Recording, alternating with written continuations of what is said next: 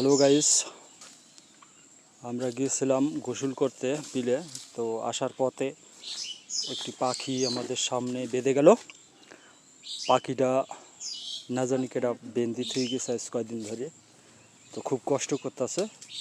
এইগুলি কিন্তু ঠিক না।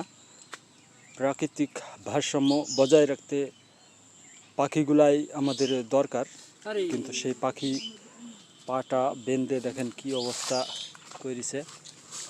না জানি কেটা বেঁধেছে আমাদের জানা নাই, কিন্তু আমি আর এই যে জাইদ ছুড়াই দিচ্ছে।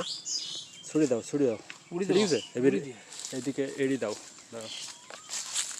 পাখিটা আমরা উড়ে দিচ্ছি। দাও, ছেড়ে দাও। পাখিটা চলে গেল, মুক্ত হয়ে গেল। আপনারা সামনে যার এরকম বিপদ দেখবেন, তাকে এভাবে বিপদ থেকে উদ্ধার করে ছেড়ে দেবেন।